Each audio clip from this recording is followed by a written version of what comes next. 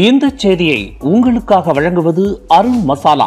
1983 ஆண்டிலிருந்து தரத்துடன் தன்மை மாறாத அறுசுவை சமையலுக்கான அருண் மசாலா.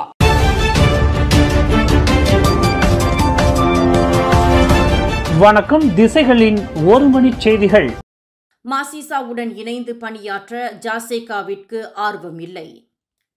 பாரிசான் நேஷனலில் ஓர் அங்கமாக விளங்கும் மாசிசாவுடன் இணைந்து பணியாற்ற ஜாசேகாவிற்கு ஆர்வமில்லை என்று அக்கட்சியின் பொதுச் செயலாளர் ஆண்டனி லாக் தெரிவித்தார்.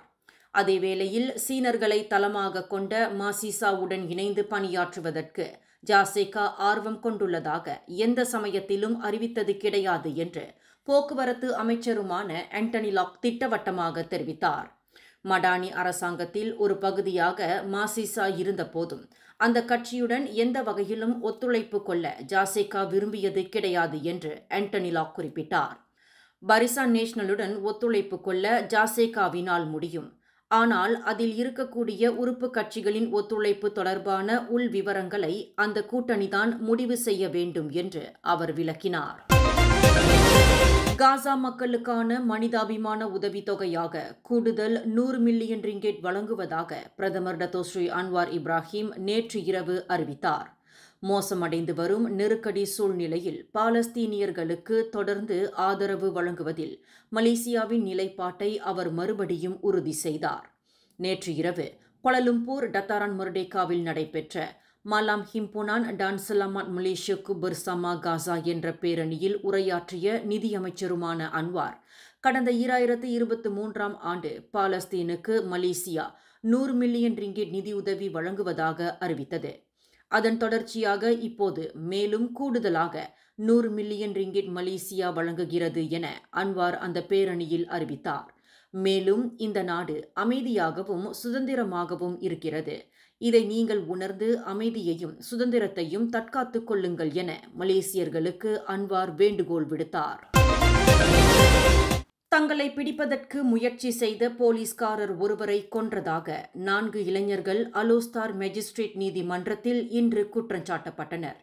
24 வயது முகமது பட்ரி முகமது ஆசாம், 26 வயது முகமது ஹாஃபிஸ் கஸ்லி, 25 வயது பட்ரி ஈமான் அப்துல் நாசிர் மற்றும் 34 வயது முகமது சைஃப்வான் முகமது நூர் என்ற அந்த 4 ஆடவர்கள் குற்றவியல் சட்டம் 302 பிரிவின் கீழ் குற்றஞ்சாட்டப்பட்டுள்ளனர். கடந்த ஆகஸ்ட் 7ஆம் தேதி பிற்பகல் 3:43 மணியளவில் அலோஸ்தார் தமன் கால்ஃபில் உள்ள ஒரு வீட்டில் கெடா போலீஸ் தலைமையகத்தை சேர்ந்த 35 வயது காப்ரல் முகமது ஹஃபீசுல் இசாம் மஸ்லான் என்பவரை கொன்றதாக அந்த 4வரும் குற்றச்சாட்டை எதிர்நோக்கியுள்ளனர்.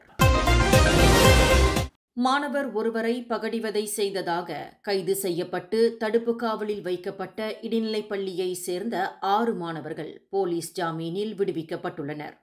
4ஆம் படிவத்தை சேர்ந்த அந்த 6 மாணவர்களுக்கு எதிரான விசாரணை அறிக்கை துணை பப்ளிக் ப்ராசிக்யூட்டர் அலுவலகத்தில் சமர்ப்பிக்கப்பட்டுள்ளது. அந்த அலுவலகத்தின் அடுத்த கட்ட உத்தரவுக்காக போலீஸ் துறை காத்திருப்பதாக கிளாந்தான் பசிர்மாஸ் மாவட்ட போலீஸ் தலைவர் உதவி கமிஷனர் கமா அசுரால் முகமது தெரிவித்துள்ளார். மன அழுத்தத்தில் இருந்ததாக நம்பப்படும் ஆடவர் ஒருவர் தனது மனைவியை கழுத்து நெரித்து கொன்றுள்ளார். இந்த சம்பவம் நேற்று இரவு 8:45 மணியளவில் சுபாங் கம்போம்பாரு சுபாங்கில் நிகழ்ந்துள்ளது. தனது மனைவி இறந்துவிட்டதை உள்ளூரை சேர்ந்த 47 வயதுடைய அந்த நபர் பின்னர் போலீசாருக்கு தெரியப்படுத்தியதாக சுங்காய்புலோ மாவட்ட போலீஸ் தலைவர் முகமது ஹாஃபிஸ் முகமது நூர் தெரிவித்தார். அடுக்குமாடி வீடமைப்பு பகுதியில் பூட்டப்பட்ட வீட்டில் இருந்த அந்த நபரின் வீட்டிற்கு சென்ற போலீஸ் குழு வீட்டின் கதவை தட்டினர். அதன் பின்னர் கதவை திறந்த அந்த நபர் வீட்டின் அறையில் தனது மனைவி மூச்சடைத்து கிடப்பதை காட்டியதாக முகமது ஹாஃபீஸ் தெரிவித்தார். வீட்டின் கட்டிலில் கிடந்த அந்த மாதுவை மருத்துவ குழுவினர் சோதனை செய்தபோது அவர் இறந்துவிட்டதை உறுதி செய்தனர். விசாரணைக்கு ஏதுவாக அந்த நபர் கைது செய்யப்பட்டு தடுத்து வைக்கப்பட்டுள்ளார் என்று முகமது ஹாஃபீஸ் குறிப்பிட்டுள்ளார்.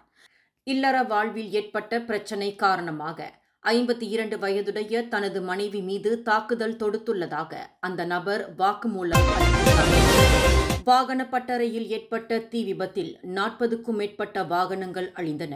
இச்சம்பவம் நேற்று இரவு 11:30 மணியளவில் ஷா ஆலம் செக்ஷன் 24 உள்ள வாகன டயர் பட்டறையில் நிகழ்ந்தது. இந்த சம்பவத்தில் பட்டறையின் காவலாளி என்று நம்பப்படும் 30 வயது ஆடவர் சொற்பத்தி காயங்களுக்கு ஆளாகியுள்ளார். ஷா ஆலம் மற்றும் புக்கிட் ஜெலுத்தோங்கிலிருந்து விரைந்த தீயணைப்பு வண்டிகள் 10க்கும் மேற்பட்ட வீரர்களின் முழு பலத்துடன் தீயை கட்டுப்படுத்தியதாக ஸ்லாங்கூர் மாநில உதவி இயக்குநர் அஹ்மத் முக்லிஸ் முக்தார் தெரிவித்தார். அந்த பட்டறை கிட்டத்தட்ட 90 விழுக்காடு அழிந்ததாக அவர் குறிப்பிட்டார். போதை மயக்கத்தில் இருந்தவர் என்று நம்பப்படும் ஆடவர் ஒருவர் புரிந்த ரகளையினால் விமானம் ஒன்று பாதி வழியிலேயே திரும்பியது. அந்த ஆடவர் விமானிகளின் அறைக்கதவை உடைத்துக்கொண்டு உள்ளே நுழைய முயற்சி செய்ததை தொடர்ந்து அவரை கட்டுப்படுத்த இயலாமல் விமானம் வளைவு எடுத்து திரும்ப வேண்டிய நிபந்தனை ஏற்பட்டது. கடந்த வெள்ளிக்கிழமை பிரான்ஸ் நாட்டின் 3வது பெரிய நகரான லியோன் விமான நிலையத்திலிருந்து போர்த்துகலை நோக்கி அந்த விமானம் சென்று கொண்டிருந்த போது இந்த சம்பவம் நிகழ்ந்தது. அந்த ஆடவர் பின்னர் பயணிகளால் அடக்கப்பட்டார். விமானம் பாதுகாப்பாக லியோன் விமான நிலையத்திலிருந்து திரும்பிய பின்னர் ஒரு போர்த்துகீசியரான 26 வயதுடைய அந்த ஆடவர் கைது செய்யப்பட்டார். மருத்துவ சோதனைக்கு உட்படுத்தப்பட்ட அந்த ஆடவர் போதையில் இருந்தது உறுதி செய்யப்பட்டது. இந்த செய்தியை உங்களுக்காக வழங்கியது அருண் மசாலா. 1983ஆம் ஆண்டிலிருந்து தரத்துடன் தன்மை மாறாத அறுசுவை சமையலுக்கு அருண் மசாலா. மேலும் செய்திகளை தெரிந்து கொள்ள கீழே இருக்கும் பெல் பட்டனை அழுத்துங்கள். உங்கள் மகிழ்ச்சியை வெளிப்படுத்த லைக் மற்றும் ஷேர் செய்யுங்கள். தொடர்ந்து திசைகளோடு இணைந்திருக்க சப்ஸ்கிரைப் செய்யுங்கள்.